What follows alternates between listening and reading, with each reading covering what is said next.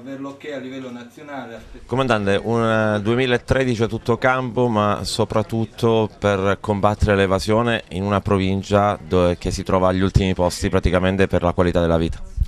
Un 2013 estremamente impegnativo che ci ha visto impegnati innanzitutto a combattere lo spreco di denaro pubblico, visto proprio la crisi che da ormai pluriennale che contraddistingue il Paese e la Regione e non ultima la nostra provincia, un 2013 in cui abbiamo cercato in tutti i modi di contrastare l'illecito arricchimento, sia esso collegato alla criminalità organizzata, alla truffa sui finanziamenti pubblici o all'evasione in senso stretto, quella classica. Un impegno che prosegue sicuramente nel 2014, in cui, se dobbiamo condensare in poche parole chiave la nostra attività, noi cercheremo di essere concreti, flessibili e il più possibile credibili per essere il più vicini possibile alla nostra cittadinanza e ai nostri concittadini.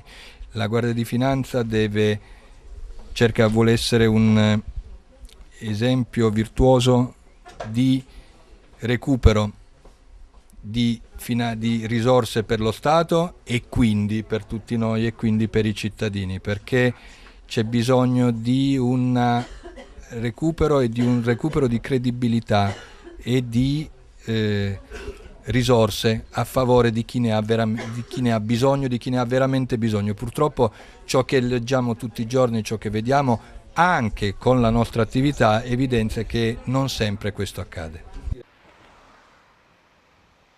2.991 pattuglie impegnate nei servizi di vigilanza stradale, 26.250 veicoli sottoposti a controllo, 27.081 persone, 1.725 soccorsi in strada ed ancora 11.845 illeciti amministrativi accertati per violazione delle norme al codice della strada, 979 per violazione a norme complementari, 16.653 punti decurtati su 1.590 patenti sottoposti a controllo. Sono alcuni dei dati dell'attività svolta nel 2013 dalla sezione provinciale della Polizia Stradale di Agrigento, compresa dei distaccamenti di Canicattì e Sciacca, illustrati stamane nel corso di una conferenza stampa dal dirigente Giuseppe Andrea Monreale. I dati da un lato sono incoraggianti, dall'altro preoccupanti. Cosa voglio dire? Per quanto riguarda il numero di incidenti, fortunatamente assistiamo a un ulteriore calo, anche se non in grossi numeri, però è un dato incoraggiante perché negli ultimi 3-4 anni si continua questo calo di incidenti, ma soprattutto degli incidenti anche mortali. Dato preoccupante è i numerosi 186, cioè cosa intendo, lo guida in stato di ebbrezza che abbiamo rilevato, quindi soprattutto da parte dei giovani. Quindi se da un lato il numero di incidenti fortunatamente è diminuito, dall'altro comunque i comportamenti scorretti alla guida sono aumentati. Ed ancora 14.643 sono stati soggetti sottoposti al controllo del precursore dell'etilometro, 118 i casi di guida in stato di ebbrezza e da segnalare casi allarmanti non solo per l'età bassa dei fermati, ma i casi di fermo durante il giorno dei soggetti adulti. Anche gente di una certa età, liberi professionisti, insomma, è un dato preoccupante in generale, sia per i giovani che tutto sommato devono essere ancora formati, ma anche per il fatto delle persone un po' più adulte che insomma dovrebbero già avere una coscienza migliore. Per quanto riguarda il controllo del territorio? Controllo del territorio abbiamo aumentato sicuramente il numero dei veicoli controllati rispetto all'anno precedente e anche il numero delle persone controllate.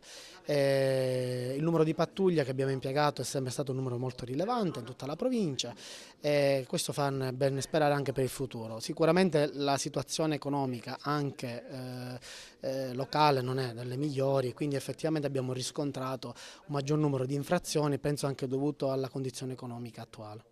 Sulle stragi del sabato sera?